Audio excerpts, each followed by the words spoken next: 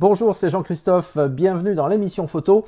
Aujourd'hui, je voudrais vous dire pourquoi je pense que non, la photo n'est pas trop chère. Et pourquoi je vous dis ça? Eh bien tout simplement parce que, je ne sais pas si vous l'avez constaté comme moi, mais chaque fois qu'un site photo, quel qu'il soit, partage une information sur un nouveau boîtier, un nouvel objectif ou un nouvel accessoire, il y a toujours quelqu'un, mais systématiquement quelqu'un, qui poste un commentaire à la suite disant c'est trop cher, sans autre explication, sans argumentation, juste pour venir poster ces 3 ou 4 mots, c'est trop cher, voilà, et râler après quelque chose, alors que bien souvent il n'y a aucun rapport puisque c'est une présentation technique, c'est une description de quelque chose et qu'on n'est pas en train de débattre nécessairement du prix de l'objet. Alors, j'en ai ras-le-bol, sincèrement, de ce commentaire-là, et je voulais vous donner ma vision des choses, donc je vous invite vraiment à réagir pour partager la vôtre, parce qu'une fois de plus, je ne prétends pas avoir toujours raison, mais je pense que, sincèrement, la photo n'a jamais été aussi peu chère qu'aujourd'hui. Alors, je vais vous donner mes arguments, et puis je vous laisse réagir à la suite pour me donner les vôtres. Déjà, pourquoi je pense que la photo n'a jamais été aussi peu chère qu'aujourd'hui? Simplement parce que quand on compare le coût moyen d'un boîtier et d'un objectif aujourd'hui, je parle d'un réflexe numérique, on va faire simple, je ne vais pas prendre tous les cas de figure, par rapport à ce que c'était il y a 20, 30 ou 40 ans, eh bien je ne vais pas me lancer dans une analyse financière bien complexe qui me dépasserait, mais sincèrement, je pense qu'aujourd'hui, on peut beaucoup plus facilement s'équiper d'un réflexe numérique et d'un bon objectif qu'on ne pouvait le faire il y a 30 ou 40 ans parce que ça coûtait beaucoup plus cher. En francs constants, ou on va pas dire en euros constants il y a 40 ans, mais moi je me rappelle quand j'étais plus jeune, bien quand on achetait un boîtier réflexe, j'ai vu mon père acheter un boîtier réflexe avec plusieurs objectifs, c'était une vraie dépense, c'était quelque chose qui se calculait, et d'autant plus qu'on n'avait guère le choix. Alors si je reviens sur la gamme Nikon plus particulièrement, eh bien, historiquement, la gamme Nikon, il y avait deux gammes. Il y avait la gamme Pro, avec les F, F2, F3, et puis il y avait la gamme amateur. Alors au départ, les Nikormat, et puis après les autres modèles FM, FE, FG, et ainsi de suite. Eh bien, quand vous achetiez un boîtier Pro à l'époque, ça coûtait un bras, mais vraiment un bras de l'époque. C'était pas de mémoire, je crois que les boîtiers pro à l'époque, il fallait compter, alors pour mes âges, il faudrait mettre une année derrière, donc une fois de plus, je ne vais pas vous faire une analyse scientifique et financière, mais aujourd'hui, le boîtier pro n'est pas beaucoup plus cher qu'il ne l'était à l'époque, si ce n'est que les salaires aujourd'hui ne sont pas nécessairement les mêmes. Donc il faut tout comparer. Mais surtout, c'est pas trop là où je voudrais en venir, c'est surtout qu'aujourd'hui, on a des gammes chez tous les fabricants qui sont tellement complètes et tellement diversifiées qu'il y en a vraiment pour toutes les bourses. Alors qu'avant, on n'avait pas trop le choix, c'était ou le boîtier pro inabordable pour le commun des mortels, ou le boîtier amateur qui restait très cher. Aujourd'hui, si je prends la gamme Nikon, vous pouvez démarrer avec un Nikon 3300 ou 3400 et avec un objectif en kit, vous en avez pour 300-400 euros maximum. Alors oui, c'est un réflexe d'entrée de gamme. Oui, il n'a pas toutes les fonctions des réflexes expert et pro, mais oui aussi, il peut faire d'excellentes photos si vous savez l'utiliser. Je ne parle pas des gammes compactes qui sont certes un peu à l'abandon aujourd'hui, mais qui sont relativement complètes. Je ne parle pas des gammes hybrides dans lesquelles là aussi il y a vraiment de quoi se faire plaisir avec des tarifs tout à fait convenables. Et tout ça pour dire que, eh bien, on a beaucoup plus le choix aujourd'hui et qu'il y en a vraiment pour toutes les bourses. Alors ensuite, il y a aussi le problème de l'objectif. Alors l'objectif aujourd'hui, c'est d'ailleurs aussi souvent sur ce type de publication que l'on a ce commentaire de c'est trop cher, c'est qu'aujourd'hui les fabricants nous sortent des optiques qui sont effectivement onéreuses, et ça je ne vais pas dire le contraire. On a des optiques, particulièrement chez Nikon aujourd'hui, qui sortent à des 2, 3 000, 4 000 euros, et effectivement c'est cher. Est-ce que c'est trop cher? Je ne sais pas. Quand je vois par exemple le dernier de mémoire, le 19 mm en PCE, donc le boîtier à décentrement, pas le boîtier, l'objectif à décentrement qui permet de faire de l'architecture du paysage par exemple, eh bien ça vaut 4 000 euros. Alors effectivement on peut se dire mais c'est hors de prix, qu'est-ce que c'est que ça? C'est un scandale de sortir un 19 mm à ce prix-là. Il faut voir que c'est une optique exclusive qui adresse les besoins de quelques photographes qui savent pourquoi ils l'achètent et qui ont vraiment besoin de ce type de matériel et qui derrière, en plus de ça, savent l'amortir. Alors je ne dis pas que 4 000 euros, c'est pas trop cher, c'est toujours trop cher, mais quand c'est un investissement pour faire un travail et que derrière c'est amorti, eh bien, on va considérer différemment l'achat, d'autant plus que le pro, il récupère la TVA, il récupère ses frais, enfin voilà, donc, je ne vais pas rentrer à nouveau dans ce détail-là, mais il y a des conséquences que l'amateur, des fois, ne mesure pas toujours. Donc, dire c'est trop cher sur ce type d'objectif, c'est tout simplement, pour moi, la réaction qui consiste à dire, et d'une, j'en ai pas besoin, et de deux, j'aurais quand même bien aimé l'avoir, et de trois, j'ai pas 4000 balles pour la dépenser là-dedans. Donc c'est plus ça que ça traduit souvent ce commentaire, et je trouve que c'est déplacé. Alors je vais pas me faire des copains avec ce sujet aujourd'hui, probablement, mais c'est pas grave, j'assume, et je trouve que c'est déplacé parce que, pour moi, ça n'a pas lieu d'être. C'est comme si je disais... je vais faire encore un comparatif qui vaut ce qu'il vaut, c'est-à-dire pas souvent grand-chose, mais avec une Rolls ou une Ferrari, bah oui, c'est trop cher. Bien sûr que c'est trop cher, qu'est-ce que vous voulez que j'aille dépenser, je sais pas combien de centaines de milliers, je sais même pas combien ça vaut une Rolls. Mais c'est trop cher, mais parce que moi j'en ai pas besoin, donc forcément pour moi c'est trop cher. Mais celui qui, pour les raisons qui lui sont propres, en a besoin ou peut se l'offrir, il va pas trouver que c'est trop cher. Donc voilà, et je veux pas trop rentrer dans le débat de comparer la photo avec le reste, parce que c'est pas nécessairement comparable. Mais aujourd'hui, si vous faites le bon choix, pour revenir à une problématique photo qui nous est chère, qu'à de le dire, si vous savez faire le bon choix, la photo n'est pas trop chère. Ce que je voudrais dire aussi, c'est que beaucoup de gens réagissent au tarif parce qu'ils regardent ou ils étudient du matériel qui est au-delà, bien au-dessus de ce dont ils ont besoin. Moi, sincèrement, je reçois beaucoup de messages de lecteurs qui me disent « Voilà l'usage que j'ai », sans dénigrer personne, hein, c'est pas du tout l'idée, mais voilà l'usage que j'ai, donc on sent un usage amateur, un petit peu expert, pas toujours très expert, mais voilà, intéressé, passionné. Et puis derrière, qu'est-ce que tu penses du Nikon D5 ?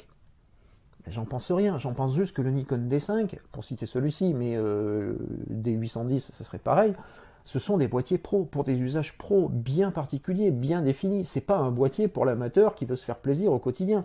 Si l'amateur a envie de s'acheter du beau matériel, j'ai rien contre. Alors là, je vous rassure, je respecte tout à fait ça. Et d'ailleurs, il faut savoir que s'il n'y avait pas ces amateurs-là qui investissent dans les boîtiers pro, eh ben, le boîtier pro il vaudrait 2 fois plus cher parce que c'est quand même l'amateur aujourd'hui qui achète du boîtier pro plus que le pro qui peut plus le payer. Et donc là, j'ai rien contre le fait qu'on se fasse plaisir, de même qu'on peut s'acheter des beaux objets pour se faire plaisir, et heureusement qu'on a encore cette liberté-là. Mais me dire c'est trop cher parce que je ne peux pas me l'offrir, je pense que la réaction n'est pas la bonne pour moi. C'est trop cher simplement parce que vous visez quelque chose qui est au-delà de vos besoins. Si vous prenez dans la gamme Nikon le petit réflexe 5500, 5600 maintenant, c'est quasiment le même, eh bien, c'est un réflexe qui est ultra performant, qui a 24 millions de pixels, qui a l'autofocus qui va bien, qui a la vidéo, qui a l'écran orientable, tactile, qui a tout ce qu'il faut, et qui coûte un prix tout à fait décent, puisque avec un objectif kit, on doit être aux alentours de 1000 euros ou un peu moins de 1000 euros. Alors oui, 1000 euros, c'est déjà une somme, mais on a déjà un super matériel.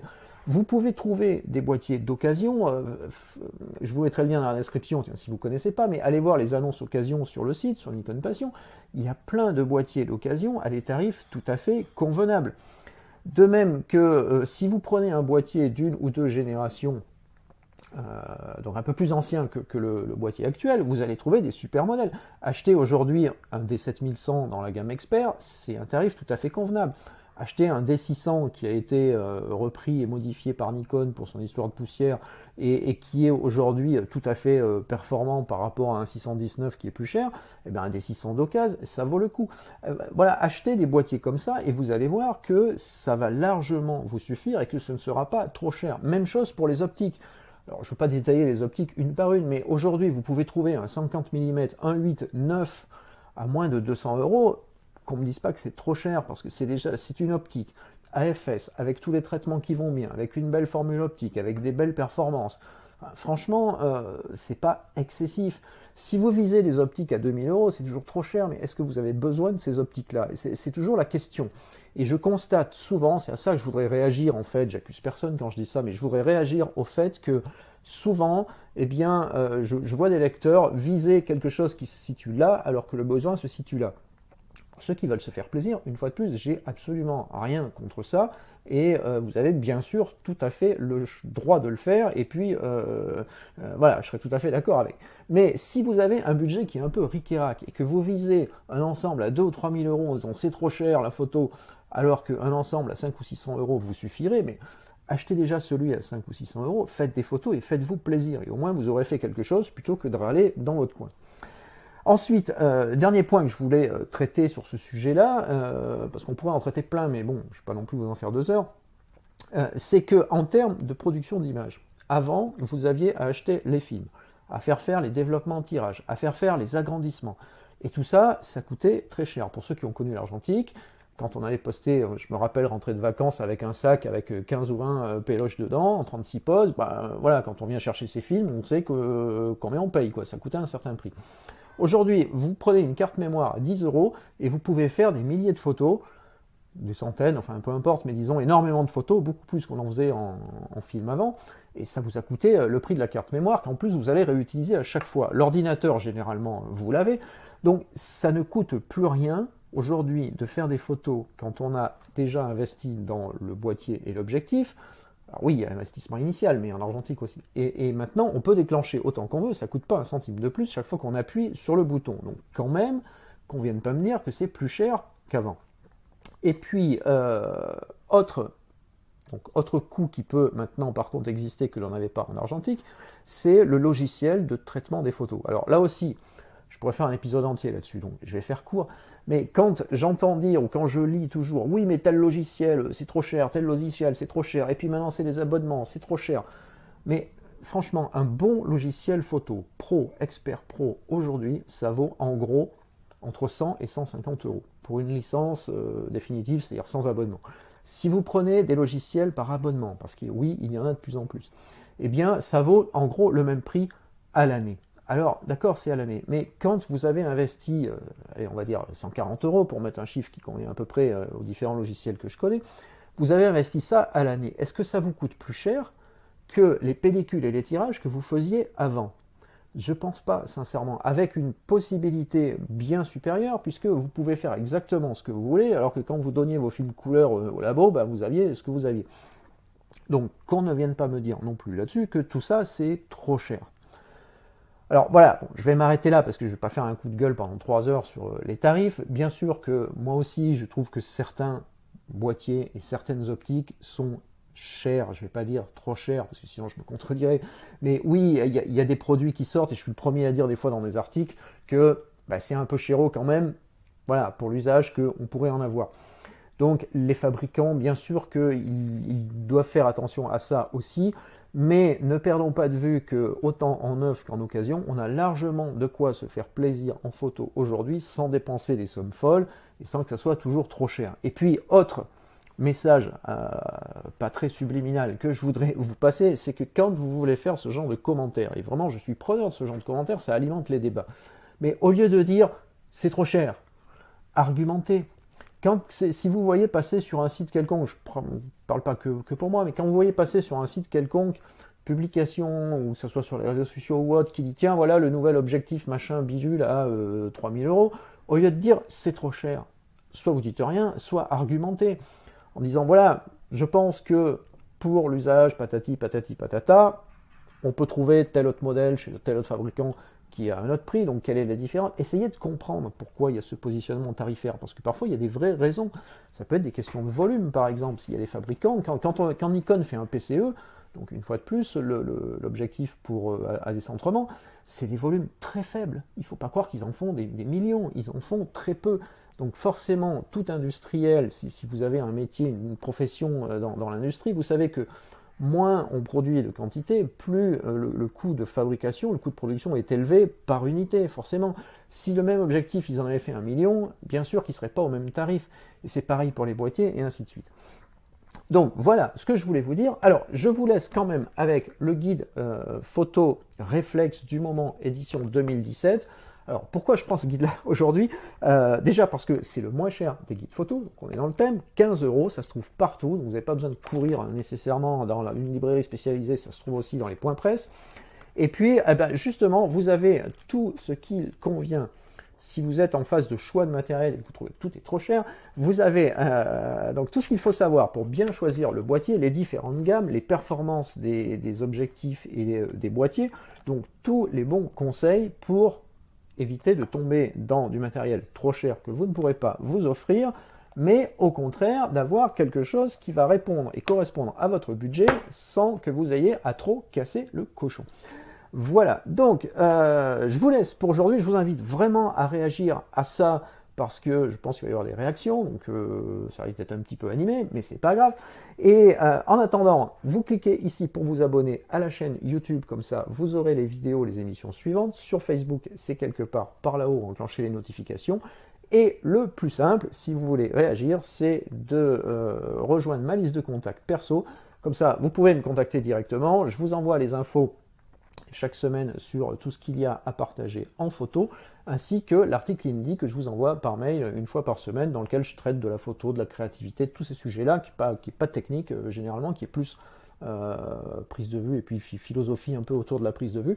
Et ça, c'est pas publié sur le site, donc il faut être dans mes contacts. Voilà, merci de m'avoir écouté jusqu'ici. Je vous laisse réagir. À très bientôt pour une prochaine émission.